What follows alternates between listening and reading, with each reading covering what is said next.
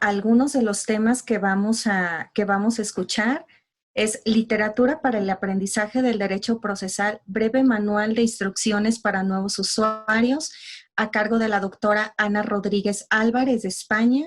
También escucharemos Teoría de la prueba como asignatura obligatoria en la licenciatura, una propuesta para su diseño y evaluación. Este estará a cargo de la doctora Carolina Valleza. Posteriormente escucharemos Estrategias de enseñanza en los juicios orales en materia civil, a cargo de la maestra Jazmín Perla Garduño García.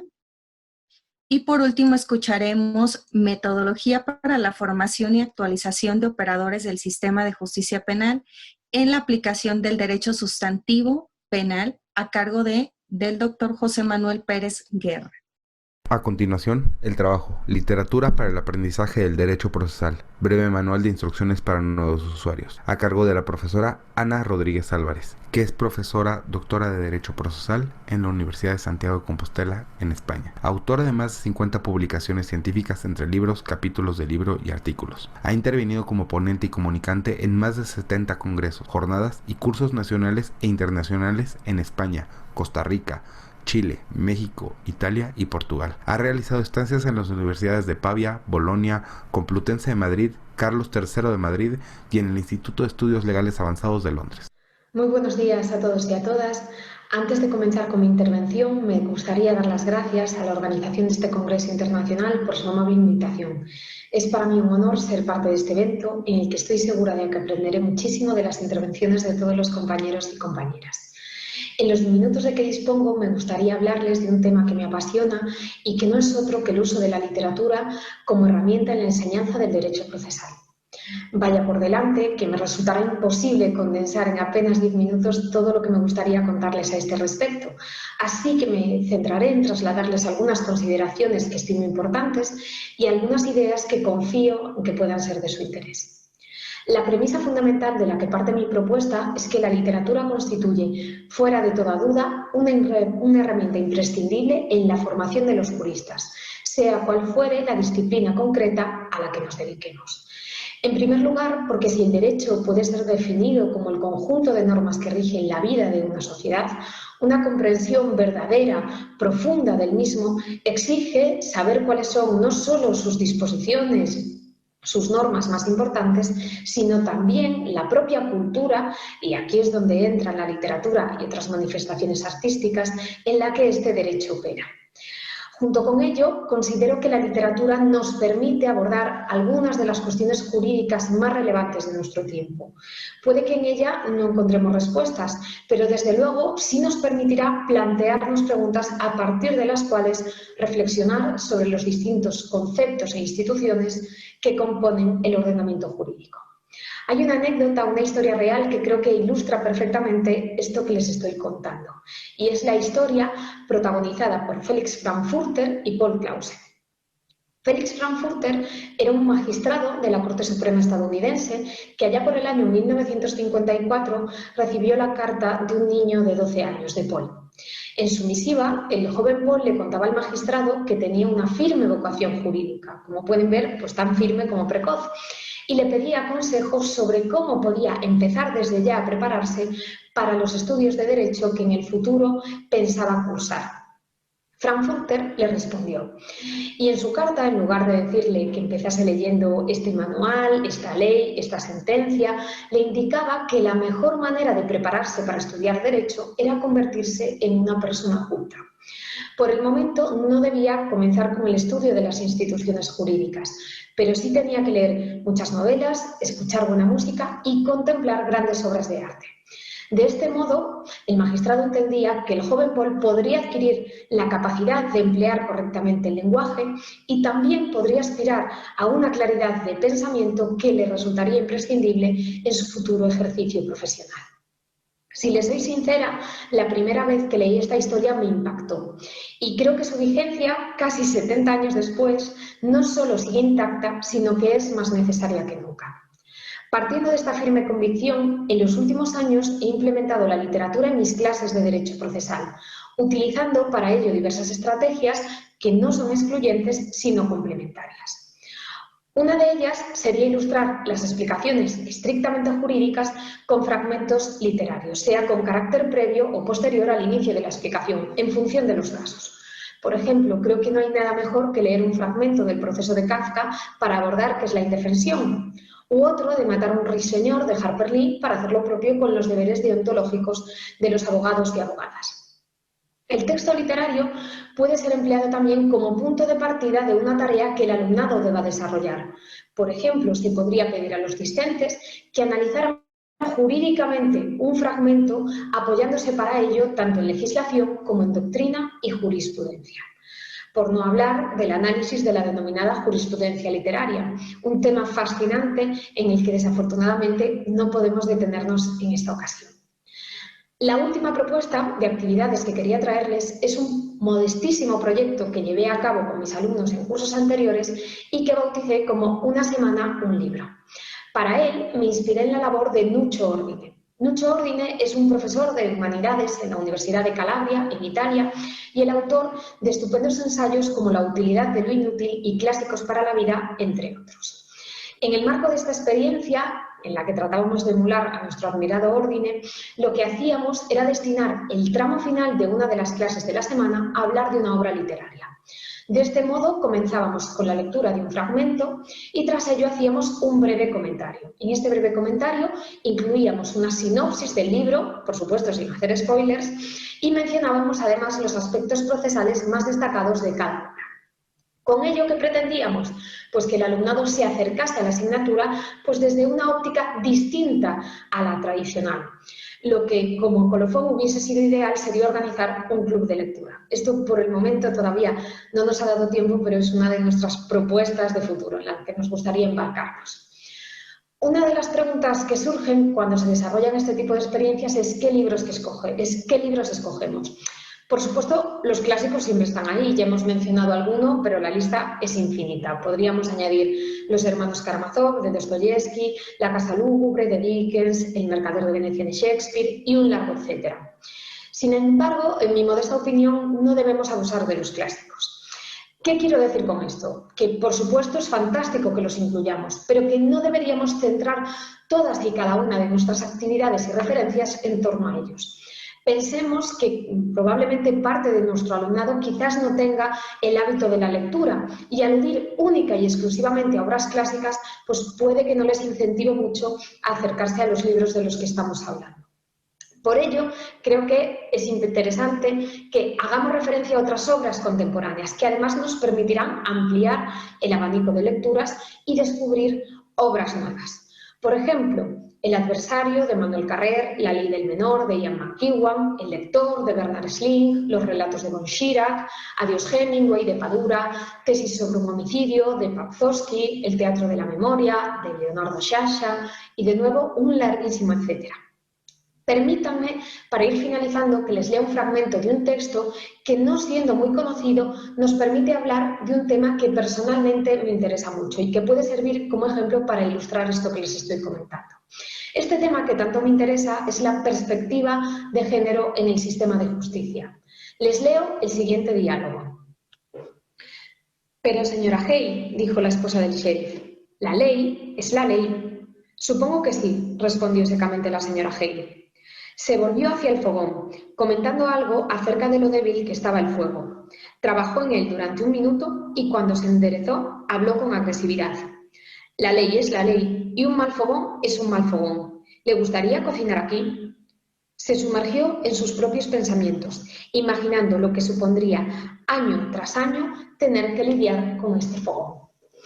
Este fragmento que les he leído pertenece al relato Un jurado de sus iguales, escrito por la novelista y dramaturga estadounidense Susan Glaspell. Graduada en filosofía, Glaspell trabajó durante un tiempo como periodista y fue por entonces, en concreto en el año 1901, cuando tuvo que cubrir el primer juicio del mediático caso de Margaret Hossack, una mujer acusada de matar a su marido. Esta experiencia de cubrir el juicio Hossack llevó a Glaspell a escribir 15 años más tarde una obra de teatro basada en este proceso judicial. La obra de teatro, publicada en el año 1916, se titulaba Trifles. Y un año más tarde, en 1917, la autora adaptó el drama y escribió el relato Un jurado de sus iguales. Las similitudes entre el caso Hossack y el caso de esta narración son más que evidentes. En ambos casos, las víctimas eran granjeros que fueron asesinados mientras dormían. Sus esposas, las principales sospechosas del crimen, aseguraban que estaban en cama junto con sus maridos cuando los hechos se produjeron, pero que como estaban durmiendo no se habían enterado de nada. Y todo parece apuntar que en ambos casos los hombres eran violentos y que ejercían violencia sobre sus mujeres. Con todo, el objetivo de Glaspell en su relato no pasaba por contarnos un suceso de la crónica negra. En realidad, lo que nos ofrece en la autora es una historia sobre la exclusión de las mujeres del poder en general y del sistema de justicia en particular. Basta recordar que cuando fue escrito, las estadounidenses carecían de derecho al voto, no lo lograrían hasta 1920, y tampoco podían formar parte de un jurado. De ahí la referencia en el título a un jurado de sus iguales, algo de lo que las mujeres carecían a la sazón, pues eran juzgadas por jurados que estaban integrados única y exclusivamente por varones. Afortunadamente, mucho ha cambiado desde entonces. Sin embargo, bajo una aparente neutralidad, la visión androcéntrica continúa dominando algunas de nuestras normas y en ocasiones nuestro propio sistema de justicia. Por ello, es tan necesaria la introducción de la perspectiva de género. Y precisamente para adentrarnos en la explicación de esta perspectiva, el relato de Glaspell nos puede resultar sumamente útil. Termino ya trasladándoles lo que para mí es una firme convicción. El uso de este tipo de recursos en la enseñanza del derecho en general y del procesal en particular es importante porque a la postre entronca con lo que debería ser, para quien les habla al menos, el fin último y primordial de la universidad: formar ciudadanos con espíritu crítico. Y aunque es cierto que para la formación de ese espíritu crítico existen muchísimos caminos, pocos se nos ocurren mejores que la literatura. Muchísimas gracias por su atención. A continuación, el trabajo, teoría de la prueba como asignatura obligatoria en la licenciatura, una propuesta para su diseño y evaluación, a cargo de la profesora Carolina Valleza Valdés, que es doctora en Derecho por la Universidad Juárez del Estado de Durango y ha participado como ponente en varios congresos. Fue merecedora de la mención honorífica en el primer concurso de investigación en Filosofía del Derecho de Estudiantes Posgrado, Paradigmas Emergentes en Derecho y Filosofía Jurídica, y ganadora del segundo concurso. Ha publicado diferentes artículos en revistas indexadas. Buen día tengan todas y todos ustedes. En primer lugar, me gustaría agradecer al doctor Enrique Cáceres Nieto por la invitación que nos realiza cada año para participar en este congreso tan importante. Dentro del extenso de la ponencia se realiza una propuesta para el temario o diseño curricular, las estrategias pedagógicas y las estrategias de evaluación. Ahora bien, ¿por qué la importancia de presentar esta asignatura? Bueno, pues al menos una de ellas, que es la que podemos ahondar más profundamente en este momento, pues es el proyecto Tuning de América Latina, Innovación Educativa y Social. Bueno, pues establece que una de las capacidades que debe de tener el abogado, el licenciado en Derecho, tras egresar de esta carrera, bueno, es la capacidad para decidir si las circunstancias de hecho están suficientemente claras para poder adoptar una decisión fundada en derecho. ¿Qué significa? Bueno, pues para que nosotros podamos aplicar una sanción, por ejemplo, a un delito en donde Juan mató a Pedro, y establecer qué es el delito de homicidio, bueno, pues en primer lugar tenemos que demostrar efectivamente que Juan mató a Pedro para que se aplique el tipo penal de homicidio y finalmente aplicar la sanción. Ahora bien, con palabras de Larry Laudan podemos decir que los filósofos del derecho del siglo XX dedicaron escasos esfuerzos a investigar sobre las cuestiones de la verdad, los hechos y las pruebas, sino que únicamente se limitaron a abordar temas respecto a las cuestiones normativas y dejaron de lado las cuestiones fácticas. De ahí que es sumamente importante que ahora se retomen estas cuestiones de la prueba. El diseño curricular o el temario que se propone para esta materia, bueno, pues parte primero de identificar las teorías de la verdad, las pruebas o la prueba como una herramienta indispensable para averiguar la verdad y el estudio individualizado de cada una de las pruebas. De ahí que necesitemos engarzar cuestiones en materia forense para determinar el alcance de estas pruebas. Y principalmente todo esto debe estar enmarcado en 4 teorías o en 4 proyectos cognitivos principales que son los que analizan las cuestiones probatorias. Edgar Aguilera ha identificado 4 y el primero de ellos, sin ahondar mucho en el contenido en este momento de estas teorías, bueno, pues tenemos a la epistemología jurídica de Larry Laudan, tenemos a la teoría de la valoración racional de la prueba en sede judicial, únicamente en su vertiente del civil law y no del common law, la cuestión de la inteligencia artificial aplicada al derecho y el constructivismo jurídico cognitivo del doctor Enrique Cáceres. Esas serían las 4 teorías o proyectos cognitivos en donde se enmarcarían las cuestiones probatorias. Asimismo, también debe ser importante, dado el impacto que ha tenido las reglas probatorias del common law en México, por ejemplo, las cuestiones de la oralidad, todos los juicios orales en materia penal, civil, mercantil, familiar, ha sido un impacto del common law, por eso se considera importante un módulo que sea referente al sistema comparado, el sistema probatorio comparado entre el civil law y el common law. Asimismo, se considera como estrategias pedagógicas para su enseñanza-aprendizaje. La primera de ellas, el aula invertida a través de videos que ya previamente están dentro de la internet, en virtud de que al menos la inteligencia artificial y cuestiones de epistemología jurídica pues no son muy estudiadas por los abogados. La inteligencia artificial podríamos decir que es una educación nula. Entonces, para tener conocimientos más específicos, se propone que en estos aspectos se establezcan las cuestiones del aula invertida para que sean personas que están sumamente estudiadas en esos aspectos, quienes estén presentes con los alumnos en manera virtual, evidentemente, a través de los videos que ya se encuentran en la internet. Y dentro del extenso de la ponencia se establecen algunos de los links de los videos que se consideran que son pertinentes para el estudio al menos de estas 2 cuestiones, que sería la epistemología y la cuestión de la inteligencia artificial, aunque también podría extenderse un poco sobre las cuestiones comparadas del common law con el civil law. Después tenemos algo que me parece bastante importante, que sería la visita de los alumnos al sistema, a los sistemas periciales. ¿Por qué? Porque en ese lugar van a conocer cómo se practica la prueba en sede, digámoslo así, en sede pericial, en sede ministerial, antes de que pase ante el juez. Podemos conocer los alcances de esa prueba en ese momento y podemos conocer la cantidad de pruebas más socorridas por los abogados, por los ministerios públicos. Asimismo, se me hace indispensable el análisis de una sentencia, pero haciendo la acotación no de cualquier materia, sino de materias que lleven una libre apreciación de la prueba, que puede incluir en materia penal, aunque algunos rasgos laborales y agrarios también tocan estas cuestiones.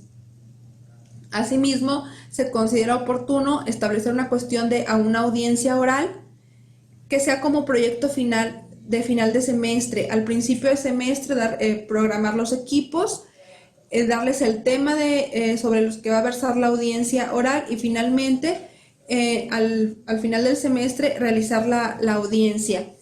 Evidentemente tendríamos equipos de defensores y ministerios públicos y considero también que sería conveniente que todos o algunos de ellos participaran como juzgadores. Asimismo, creo conveniente ver o analizar la película de 12 hombres en pugna, porque si bien en México no tenemos un sistema de jurados, dentro de esa película, aunque es tradicional, en una cuestión de que ya es un poco antigua, establecen muy bien cómo se dan los pasos de razonamiento por parte de las personas para llegar a la conclusión de que, a la conclusión del veredicto de no culpable.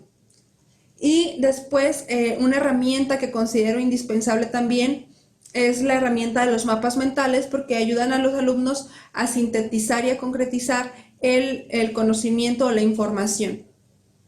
Y finalmente, las estrategias de evaluación, sin entrar mucho aquí en el diseño de la rúbrica, sino únicamente en los mecanismos para evaluar, bueno, pues indudablemente en los sistemas que manejamos ahora o que hemos manejado siempre, pues hay que asignar una calificación y pues esa calificación objetiva la da el examen teórico. Asimismo, cuestiones prácticas, bueno, pues tenemos el reporte que se va a dar del análisis de la sentencia con la rúbrica que en el extenso está mayormente explicada, el reporte de la sentencia, asimismo el reporte de la película, que se considera que la película sea vista por todos, pero el reporte se haga en una cuestión grupal, o sea, pues una cuestión por equipos, los mismos equipos que van manejando la audiencia, ¿sí? Un reporte individual de la visita a los sistemas periciales y finalmente, bueno, pues la audiencia oral que vendría siendo la parte final del semestre. Se considera, bueno, hasta aquí prácticamente la propuesta del diseño de la materia de teoría de la prueba, pero tenemos que destacar, y ya para culminar, ya para terminar, bueno, pues la poca presencia de este tipo de materias a nivel nacional en las 5 mejores universidades para estudiar Derecho en México, no se contempla una materia de teoría de la prueba, sino que está engarzada con materias como argumentación jurídica o derecho procesal. Y no se especifica exactamente cuestiones probatorias, sino que más bien se dirige a cuestiones procesales respecto a cuáles son las pruebas que se admiten, a cuáles son los plazos, cuáles se desechan y cómo se desahoga, pero nunca se determina cómo se valoran esas pruebas. Es decir, está dirigido, como dije, a cuestiones procesales, de ahí que el alcance de estas materias de argumentación jurídica y derecho procesal para las cuestiones probatorias pues sea bastante limitado, y de ahí que se proponga todo este desarrollo de esta asignatura a la que denomino teoría de la prueba. A continuación, el trabajo. Estrategias de enseñanza de los juicios orales en materia civil, a cargo de la profesora Jazmín Perla Garduño García, que es especialista en Derecho Constitucional, doctor en Derecho por la Barra Nacional de Abogados, académica de la Facultad de Derecho de la Universidad Nacional Autónoma de México y de la Barra Nacional de Abogados. Ha sido conferencista en diversas universidades e instituciones públicas y privadas. Es postulante de litigio estratégico en derechos de infancia y titular de la firma. Excelente día a todos. Me congratula estar en este importante evento que se ha hecho una tradición de cada año y que aporta muchísimo a la enseñanza y a la pedagogía jurídica. Agradezco la invitación del doctor Enrique Cáceres Nieto y felicito a los organizadores, a Carlos, a la doctora Patricia Olvera, por este excelente evento y por la coordinación que pese a los tiempos difíciles se logró y en buena medida ha sido un éxito. Quiero comenzarles a platicar que todo comienza con las propiedades que tienen las palabras y también las características que tienen las palabras y cómo se forman. Porque con base en estas propiedades, en estas características, pues también hay algunos problemas, como pueden ser el caso de polisemias, ambigüedades, vaguedades, que me encantaría platicarles de ellas, pero por el tiempo de la ponencia es muy complicado. Por ello, nos vamos a constreñir a afirmar que el derecho es igual al lenguaje porque no puede ir el uno sin el otro. En el sistema que tenemos y en relación al uso de toda la cuestión lingüística, nosotros vamos creando palabras, vamos creando propiedades y evidentemente con base en esto vamos construyendo enunciados. No toda la clase de enunciados pertenece a un mundo jurídico. De hecho, los enunciados, no sé, por ejemplo, descriptivos, no tienen que ver necesariamente con el mundo del derecho, sino que los enunciados prescriptivos, que llevan con ellos calificaciones deontológicas o también conocidas como modalizadores, nos permiten comprender el derecho y todo lo podemos constreñir a un obligado, debido, permitido o prohibido. Y con base en esto, nosotros vamos construyendo estos sentidos, estos discursos, que al final del día son las construcciones de los usos del lenguaje, y por ello es importante saber que estos enunciados pretenden siempre comunicar algo. El habla de las cosas no tiene tal cual su sentido de cosa o de objeto, sino de lo que nosotros podemos pensar acerca de ese objeto. Entonces, todas las cosas y todas las palabras pueden decirse porque están en un pensamiento. Por ello también, a partir del lenguaje y de los pensamientos, construimos textos. Estos son resultados de un trabajo humano y también se nos enseña a pensar en la carrera de Derecho que los operadores jurídicos somos un sujeto pasivo que solamente reproduce unos textos que ya están dados, pero no es así. La verdad es que la actividad que desarrollamos los abogados es absolutamente activa. ¿Por qué? Porque nosotros, al estar realizando un sentido de estos textos, al estarlo revelando, nosotros a su vez hacemos uso de también sistemas de cognición importantes. Por ello, para hablar de los textos que están plasmados en instrumentos jurídicos, necesitamos tener conceptos, además tener comprensión de esos conceptos, y en este tipo de materias que llevan evidentemente una carga procesal, es decir, una carga del ejercicio profesional, ya a la hora de postular en tribunales, también tenemos un tercer nivel de cognición, que es la aplicación. Y esto nos reta mucho en la materia y por supuesto nos reta mucho a los docentes, porque tenemos que desarrollar en nuestros alumnos habilidades que tienen que ver con otro tipo de cuestiones sumamente ambiciosas, como es la interpretación. E interpretar es recrear el sentido, en este caso como veíamos de los textos, y con ello hacer una actividad hermenéutica.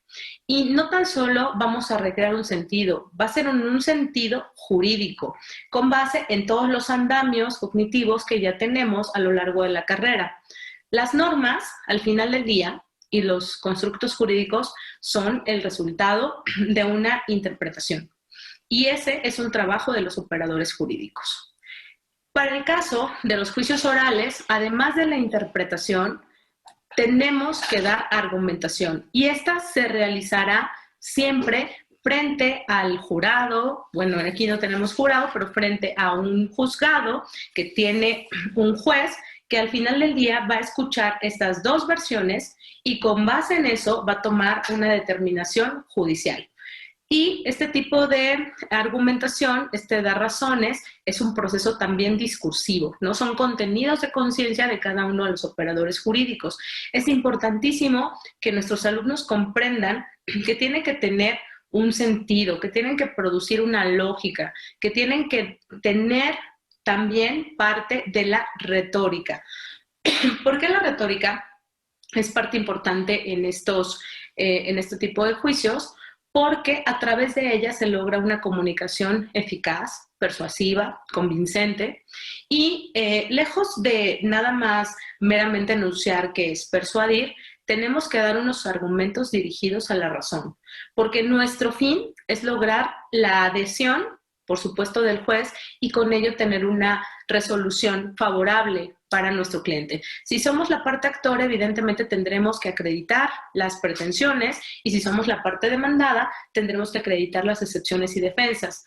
Y eso, tomando en consideración que con el juez estamos en una inmediación, tenemos que hacerlo a partir de un uso del lenguaje adecuado, que además, por si fuera poco, tiene que tener conceptos ya previos, jurídicos, codificados en un lenguaje sumamente profesional, pero tenemos en esta materia otro reto, que es hacer ver a nuestros alumnos que ellos comprendan que todo este discurso que se presenta frente a un juez y que incluso es videograbado, se acompaña siempre de procesos cognitivos implicados. ¿Qué son estos procesos? Pues tiene que ver con las emociones. Las emociones están a flor de piel, tanto las de la parte actora como la de los testigos, y estas emociones que podemos resumir en alegría, tristeza, sorpresa, modo, asco, ira, etcétera, son importantes porque nos pueden generar empatía con el juez, pero también nos pueden traer dificultades. Puede generar cierto rasgo desagradable, y esas emociones tenemos que controlarlas mucho más si somos el abogado, porque tenemos que ser completamente objetivos y, si bien es cierto, defender la postura de nuestro cliente, siempre tener un argumento racional, ¿no? Acercado a un fundamento, a una fundamentación jurídica. Ahora, siempre se acompaña en la argumentación oral estos procesos cognitivos implicados, y también algunas cuestiones fisiológicas que ayudan a este arte de convencer, y bueno, en el mejor de los sentidos, también lograr una adhesión de parte del juez. Y también tenemos que tomar en consideración que al momento de hablar nosotros tenemos que regular nuestra entonación, que sea la adecuada, que podamos enfatizar en los puntos que queremos resaltar, que el volumen no sea monótono, que no perdamos la atención del juez. Y, por supuesto, tenemos que cuidar muchísimo nuestra pronunciación, utilizar de manera adecuada las construcciones jurídicas y, por supuesto, los conceptos, buscar perfeccionar nuestra dicción, porque como estamos frente a un micrófono que además va a ser grabado, tiene que ser muy pausada, tiene que tener una precisión, una claridad que permita esta comunicación. Y bueno, el lenguaje y el comportamiento corporal, que son los gestos, las maneras, la postura, también es importante. En el caso de México, no nos levantamos del lugar donde estamos postulando, pero sí hay gestos, sí hay entonaciones, sí hay ciertas características que el juez toma en consideración, tomando en consideración, por supuesto, los argumentos y que haya inmediación. Pues quisiera seguir hablando más, pero se nos termina el tiempo. Entonces, les agradezco muchísimo la oportunidad, también la atención de cada uno de ustedes, y pues quedo a sus órdenes para cualquier comentario o aclaración. Muchas gracias. A continuación, el trabajo, metodología para la formación y actualización de operadores del sistema de justicia penal en la aplicación del derecho sustantivo penal, a cargo del profesor José Manuel Pérez Guerra, que es licenciado en Derecho con maestría en Ciencias Jurídico-Penales por la Universidad de Guanajuato. Cuenta con un máster en Derecho Constitucional por la Universidad de Barcelona. Un gusto nuevamente en participar en este 8º Congreso Internacional sobre la Enseñanza del Derecho, así como también en el 5º en Metodología de la Investigación Jurídica. He decidido participar en lo que tiene en relación a lo que es la formación, actualización de operadores jurídicos, en referencia a abogados, postulantes, jueces, legisladores, etc. El interés es establecer una especie de metodología que venga a apoyar a la formación de los operadores del sistema de justicia penal en México. Como ya sabemos todos, a lo largo de la historia, pues hemos desarrollado el modelo causalista, el modelo finalista, la imputación objetiva y la imputación subjetiva. Yo comenzaría con una pregunta, y la pregunta ¿es necesaria la creación de un código penal único en México? No es un tema nuevo, no es un tema reciente, de hecho es un tema que ya ha sido analizado desde muchas mentes, desde muchas personalidades, pero que hoy en día esta pregunta la quiero yo llevar en cómo es que enseñamos el derecho penal sustantivo en las facultades de derecho. Como ya saben ustedes, bueno, nosotros tenemos diferentes modelos o pensamientos jurídicos penales, como es el causalismo, el finalismo, la imputación objetiva. Ya también sabemos nosotros que el causalismo comienza con Frank von Liszt y su pensamiento, en la cual él habla inicialmente de 4 elementos del delito, que es la conducta, la antijuridicidad, la culpabilidad y la punibilidad. Se desarrolla hasta que finalmente Edmundo Mesger publica su obra y él ya hace referencia a 6 elementos del delito, que es la conducta, la tipicidad, la antijuridicidad, la imputabilidad, la culpabilidad y la punibilidad. El Código Penal de Querétaro se publicó en el año de 1987, es un código que a mi entender pertenece a la corriente causalista, habla del nexo causal, define el delito en base a 4 elementos actualmente, pero en cuanto a lo que hace al tema de la culpabilidad, el artículo 14 señala que se integra por lo que es el dolo, la culpa y la preterintención. Me es interesante hacer referencia al artículo 13, porque ahí habla de la imputabilidad. Sin embargo, como ya lo mencioné hace un momento, no lo establece como elemento del delito. Parece que el legislador más bien lo quiere utilizar para efecto del derecho penal para adultos. En relación al finalismo, bueno, ya también conocemos todos que su creador es Hans Welzel, o al menos es quien finalmente establece el pensamiento dogmático penal. y él utiliza 4 elementos para definir el delito, que es la conducta, la tipicidad, la antijuricidad y la culpabilidad. Como ya sabemos todos, el nexo causal y el resultado ya no son parte de la conducta, y el doble y la culpa salen de la culpabilidad, se van al elemento subjetivo de la tipicidad, y la preterintención desaparece. En este caso, considero que el Código Penal de Guanajuato y otros códigos también de la República se afilian a este pensamiento. El Código Penal de Guanajuato vigente se publicó, o entró en vigencia el 1 de enero del año 2002, y establece que el delito se puede cometer por acción o por omisión. Ya no se habla de nexo causal. El artículo 12º habla que los delitos se pueden cometer de forma dolosa o culposa, y el artículo 33 nos habla de las causas de exclusión del delito, y ahí podemos entender nosotros que se entiende una ausencia de conducta, un tema de atipicidad, causas de justificación y temas de inculpabilidad. Por lo que hace a la teoría de la imputación objetiva, bueno, ya sabemos nosotros que los dos grandes pensadores de esta dogmática son Claude Roxin y Gunther Jacobs. En este caso, creo yo que en México el Código Penal que inicialmente se apega a ese pensamiento es el Código Penal de Aguascalientes, aunque recientemente el de Tamaulipas ya también ha seguido esa ruta. El Código Penal de Aguascalientes entró en vigencia el 20 de mayo del año 2013. El artículo 11º habla de los 4 elementos del delito, que son la conducta, la tipicidad, la antijuricidad y la culpabilidad. El artículo 13 habla de la conducta y el nexo, porque, bueno, en la imputación objetiva también se regresa al tema del nexo causal.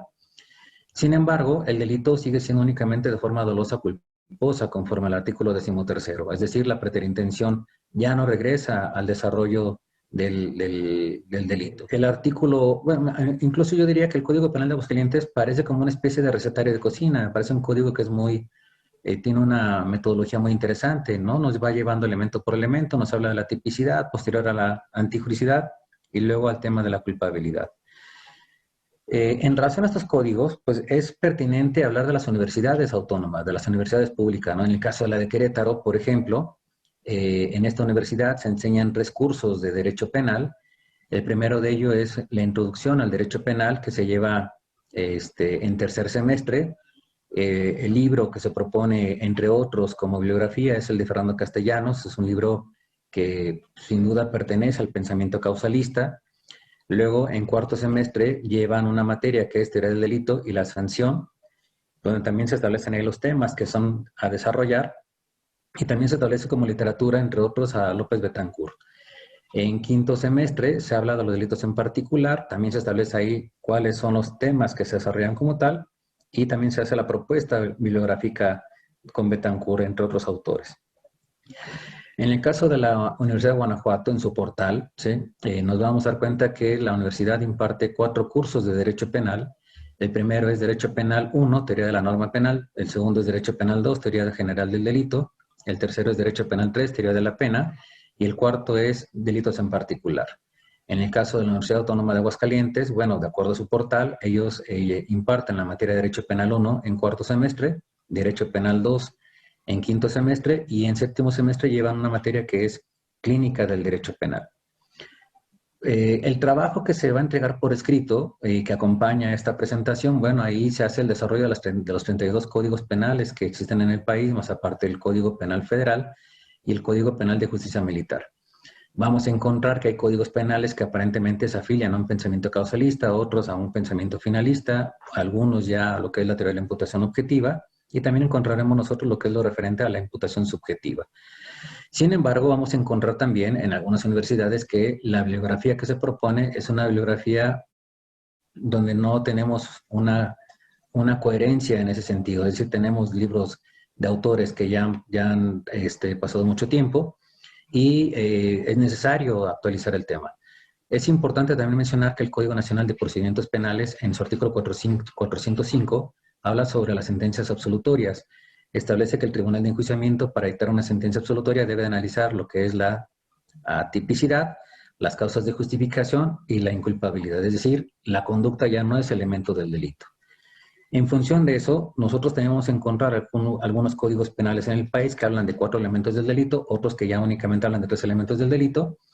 Y bueno, en esta tabla yo trato de poner algún ejemplo específicamente sobre un código penal causalista, que ya decíamos el de Querétaro, un código penal aparentemente de pensamiento finalista, que es el de Guanajuato. la imputación objetiva, que es el de Aguascalientes, y en el caso de la imputación subjetiva, sería el Código Penal de Baja California Sur. Hay otros códigos en donde cuesta un poco más de trabajo ubicarles en alguna corriente, como es el caso de Nayarit, ¿no? El caso de Nayarit establece que el delito se puede cometer por acción o por omisión, que los delitos pueden ser dolosos o culposos, y en el artículo 39 se habla sobre las causas de exclusión del delito y de la responsabilidad penal. Y ahí el legislador, por decirlo, establece una serie de supuestos en donde desaparece como tal el delito, pero no hay una estructura tan metodológica o dogmática como sí lo hay en el Código Penal de Aguascalientes, por citar un ejemplo. La reforma penal del año 2008 nos lleva hoy en día a la discusión si es necesario hacer reformas al sistema penal en México, porque aparentemente no estamos satisfechos o no hay conformidad en lo que ha ocurrido. Y esto hace obligada la reflexión sobre la capacitación a los operadores del sistema de justicia penal. Pero tenemos que empezar con esta formación desde las universidades, no únicamente con los operadores, sino desde las facultades de Derecho. Tenemos que revisar programas de estudio, planes de estudio, bibliografías, temas. Tenemos que estructurar, creo yo, un derecho penal mexicano, el cual podemos tropicalizar a nuestra realidad, ¿no? Y que eso permita la aplicación de un código penal que sea funcional a nuestras necesidades como tal. Tenemos que crear un código penal único, aparentemente, yo creo que hay consenso en ese sentido, pero eso nos implica a revisar planes de estudio, establecer bibliografías, contenidos, enseñanzas del derecho, desarrollo de capacidades, a la aplicación correcta de la ley, el conocimiento adecuado de lo que es la doctrina y el pensamiento jurídico penal mexicano. Pues finalmente es lo que yo pretendo exponer en el trabajo que se habrá de presentar por escrito, y agradezco mucho su atención. Muchas gracias. Así concluyen las presentaciones de la Mesa 3, Enseñanza del Derecho Procesal, moderada por la profesora Carmen Patricia López Olvera. Les agradecemos su atención y continuamos con la ronda de discusión. Les pedimos favor de enviar sus preguntas y comentarios a través del chat. Gracias. Sí, tenemos por algunas preguntas aquí en el chat. Una de ellas nos la formula la profesora Carmen Valderrama. Nos está preguntando para la doctora Ana Rodríguez. ¿Habría alguna manera de conseguir una lista de las obras que recomendó? Yo aquí le daría a la doctora una recomendación, una un poco antigua y luego vamos hacia lo más moderno. Hay una lista que es icónica, que es en inglés el título, una lista de novelas legales, cuyo autor era un jurista norteamericano que se llamaba Whitmore, y se considera que de hecho es uno de los puntos de arranque del movimiento Derecho y Literatura. Para ulteriores referencias hay multiplicidad de libros, de revistas, pero si la doctora lo considera, para no explayarnos aquí en un elenco y favorecer el debate, basta con que me mande un correo electrónico, si quiere le indico ahora mismo la dirección, y yo le haré llegar materiales donde podrá encontrar múltiples referencias. Excelente, muchísimas gracias. También tenemos algunos comentarios y preguntas por parte del doctor Enrique Cáceres Nieto. Le cedo la palabra, doctor. Bien, pues muchísimas gracias. Felicidades a la mesa, sobre todo tomando en consideración que pues, es la primera vez que escuchamos algo sobre pedagogía y derecho procesal. Creo que es una asignatura sumamente valiosa, pero que no tenemos posicionada en los lugares que le corresponderían. ¿Algún comentario, por ejemplo, a la doctora Rodríguez? Y creo que hay alguna conexión entre la doctora Rodríguez, Jazmín y Carolina también. Me llamó mucho la atención su alusión acerca del tema de la cultura. Algo semejante se intentó, bueno, se logró en Edimburgo con el profesor Zenon Bankovsky hace algunos años, en un seminario que se llama The Law Beyond the Text. Y curiosamente también en España, en la Universidad de Granada, la profesora Ticia trabaja sobre la conexión entre la cultura y la formación de juristas humanistas que se alejen un tanto solamente del tecnócrata. Y su propuesta va un poco ligada con el rescate de la retórica de Quintiliano como un jurista integral. Me parece que es uno de los temas que tenemos que recuperar de manera muy importante en la formación jurídica, rompiendo con la tradición dogmática y conectándolo con lo que a su momento dije en mi comentario a la doctora López Olvera, rompiendo esta idea de la idealización cognitiva de los agentes estrictamente racionales. Y lo que he encontrado de manera muy interesante, transversal en las ponencias, es que tiene que ver con procesos cognitivos que no son solamente racionales, sino que implican también emociones. Lo que no tenemos es entrenamiento emocional en las facultades, sin que esto implique no conectarlo con el aparataje técnico de las teorías de los modelos mentales de los operadores jurídicos. Pero ignoramos que incluso lo que se creía que podría ser fríamente objeto de la ciencia, cognitivamente hablando, está totalmente involucrado con la cognición corporizada. Entonces, pienso que aquí hay una beta de investigación a futuro sumamente importante. Con respecto a la ponencia de Carolina, no sé si teoría de la prueba sea la mejor expresión posible, o si pudiéramos hablar de epistemología jurídica aplicada. Prueba, como sabemos, es una expresión polisémica y daría la impresión que lo que estamos enseñando es a cómo elaborar pruebas, y eso nos puede alejar de los elementos quizá más importantes que tienen que ver con la normatividad epistémica y los problemas vinculados con la determinación de la verdad. Otro comentario es que frecuentemente nos centramos en el análisis de sentencias. Pero ¿y por qué quedarnos en el análisis de sentencias si a nivel epistémico lo que tenemos es una progresión de los grados de exigibilidad epistémica y de tratamiento de los elementos probatorios, que en las primeras etapas corresponde a un es plausible que P, más adelante es posible que P y solo hasta el final es verdad que P. Entonces creo que son algunas sugerencias acerca de lo cual quizá valdría la pena reflexionar. Y con respecto a Jazmín, me parece muy interesante también que por primera vez escuchamos algo vinculado con los juicios orales en materia civil. Tenemos llenas las conferencias de reflexiones en materia penal, pero muy pocas en derecho civil. Pues una vez más, muchas felicidades a la mesa. Creo que hay un futuro enorme en la investigación del derecho procesal. Está un tanto abandonado como objeto de reflexión y sobre todo estrategias alternativas para su enseñanza. Alejarnos precisamente del proceso de Kafka. Muchas gracias. Muchísimas gracias, profesor Enrique Cáceres, por sus observaciones. Yo creo que en cierta medida la universidad de hoy tiene que ver al futuro en muchas cuestiones, pero en otras al pasado. Y creo que sería interesante retomar esa idea de la universidad medieval de formar sobre todo humanistas. Hace unos años leí, y si no lo conocen se lo recomiendo vivamente, un pequeño ensayo del filósofo español Ortega y Gasset sobre cuál debería ser la misión de la universidad, ¿no? Y creo que además esta formación humanística es importante para cualquier ciudadano, pero para los juristas especialmente, porque al final la cultura, decía Ortega, es el conjunto de ideas imperantes en una determinada sociedad, y el derecho no deja de ser un producto de la sociedad que lo crea.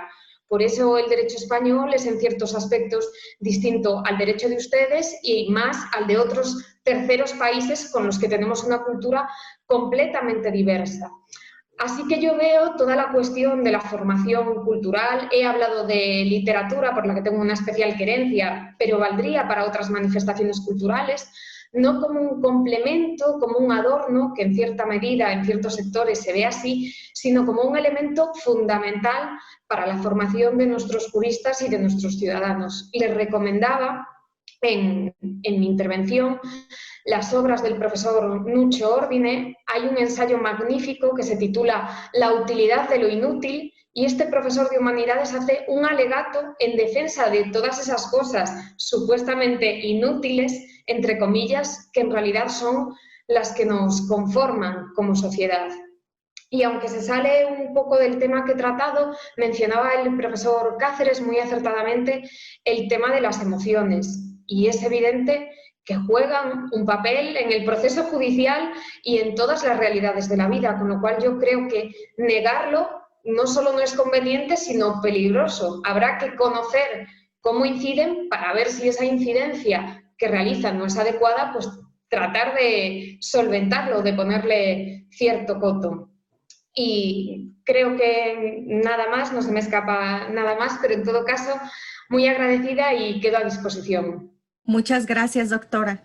Le cedemos la palabra a la doctora Valleza para dar respuesta al comentario del doctor Enrique Cáceres. Hola, buenos días. Bueno, en primer lugar, doctor, muchas gracias por sus observaciones. Siempre me ayudan mucho a ordenar mis ideas.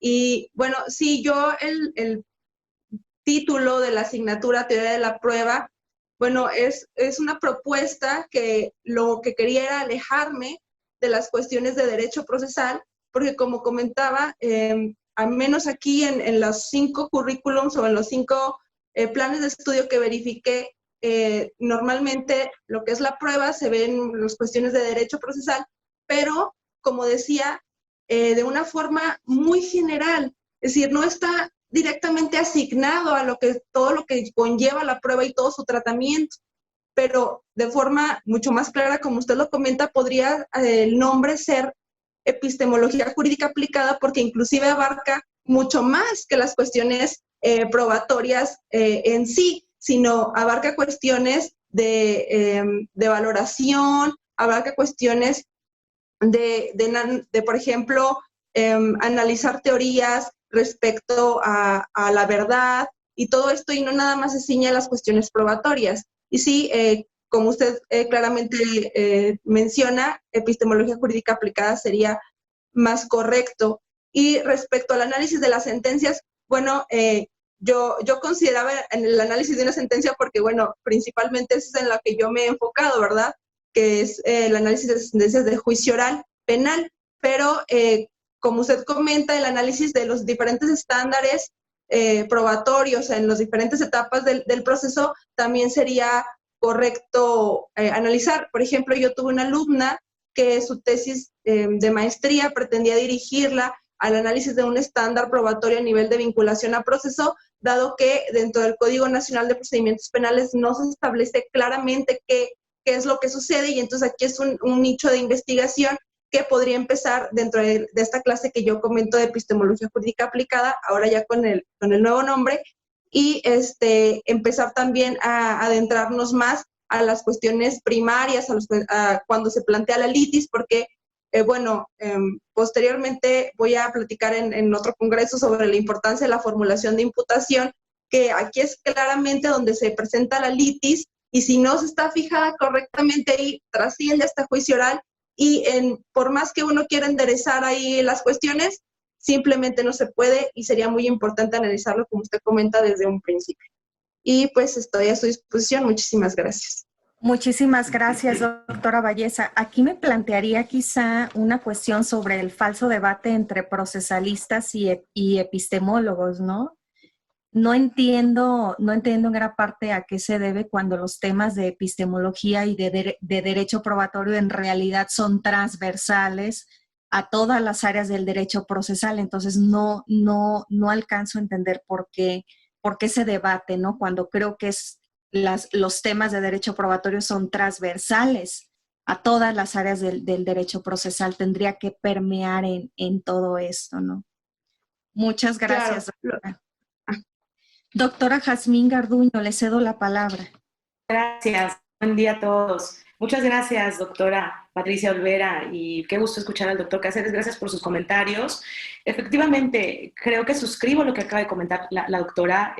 La epistemología, creo que tenemos que aportar pruebas suficientes ante un tribunal para efecto de llegar a la verdad acerca de una realidad, para incluso crear ese modelaje y reproducirle al juez lo que fue el caso en el mundo. Entonces, creo que los operadores jurídicos, y mucho más los que tenemos este contacto con el litigio, debemos todo el tiempo estar postulando bajo esos parámetros de objetividad, de verdad. Y bueno, tocando el tema que atinadamente mencionó el doctor Cáceres, no podemos perder de vista que cuando en juicios orales, en especial pues, en materia civil y familiar, que es a lo que yo me dedico en la práctica, nosotros estamos frente a un juez, frente a la contraparte, también las emociones, también todos estos procesos cognitivos se destacan. Entonces, esto nos puede generar empatía o no también con el juez, y mucho más tomando en consideración que parte de los principios es la inmediación,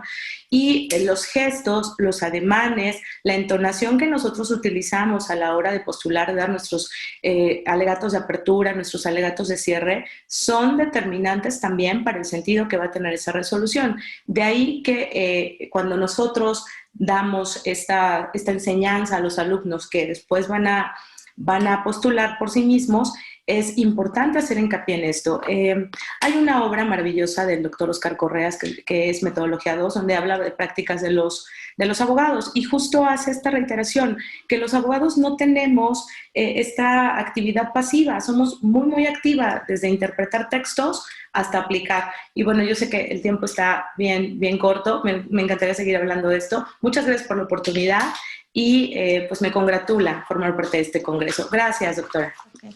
Bueno, ha sido un placer escuchar las distintas presentaciones. La primera con la doctora Ana Rodríguez, quien nos ha planteado cómo podemos aprovechar los argumentos literarios para la enseñanza del derecho procesal. Sin duda ha sido muy interesante y ha despertado mucha inquietud, y tenemos muchas personas que desean conocer cuál es esa literatura, la lista de recomendaciones. Entonces ya les haremos llegar sus correos para proporcionarles ese material, que desde luego también este es uno de los objetivos de este congreso, compartir los recursos con los que nosotros trabajamos para otros docentes. También tuvimos la participación de la doctora Carolina Valleza, quien nos ha planteado cómo el derecho probatorio pues prácticamente ha sido desatendido en los programas de estudio, y la importancia de recuperar esta asignatura, y nos ha planteado algunas ideas sobre cómo podría implementarse, incluso con algunas cuestiones de recursos didácticos para poder enseñar derecho probatorio. Y desde luego pues habría que pensar si este sería el título que se le pone a la asignatura, o cuál sería el título ideal, ¿no? Desde luego considero que esto impactaría muchísimo en la enseñanza del derecho, y sobre todo porque enseñar los temas de epistemología y de derecho procesal pues son transversales, tienen un impacto sobre otras áreas del derecho mucho más específicas. Posteriormente escuchamos también la presentación de la doctora Jazmín Garduño, quien nos ha planteado desde luego la importancia de enseñar cuestiones de análisis del lenguaje en el derecho, ¿no? Trabajamos con lenguaje nosotros los operadores jurídicos, y pocas veces se nos enseña a hacer análisis del lenguaje. Entonces es muy importante que también trabajemos con herramientas para tratar de que nuestros alumnos también adquieran un pensamiento crítico, analítico, con herramientas de análisis del lenguaje, ¿no?